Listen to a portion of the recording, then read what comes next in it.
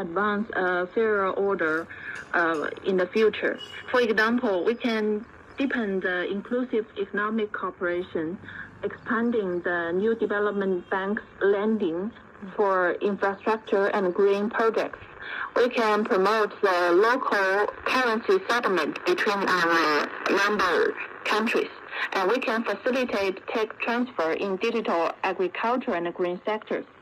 I think we can strengthen the coordination in multilateral forums to push governance reforms, such as increasing developing countries' voting power in some important international institutions, such as IMF. And we can also develop shared principles in digital governance and AI, emphasizing people-centered development. I think we can also jointly tackle climate change issue and food insecurity and public health. In the world, I think BRICS countries need to adhere to an open and inclusive attitude, further strengthen position coordination and communication to promote our cooperation in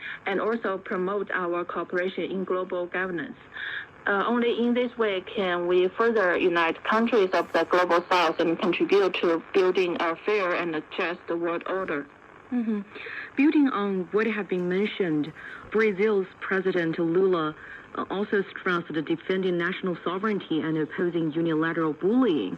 How do you interpret these remarks, and what message do you think he's aiming to send? Well, Lula's remarks reflect a consistent stance shared by many developing countries and align with the broader aspirations of the global south amid evolving international dynamics. First, I think his words underscore resistance to external interference in domestic affairs, whether through political pressure, tariffs, or unilateral sanctions imposed by dominant powers. No matter what kind of pressure other countries may apply, Brazil, as an independent sovereign state, has a right to decide its own internal affairs, and its government will not yield. And second, his words show that random sanctions, trade protectionism, or big countries forcing their rules on others without global agreement has hurted developing economies the most, mess up the global supply chains, and weaken international groups. By highlighting this, Lula shows support for nations, especially in the global south, that suffer most from those one-sided actions.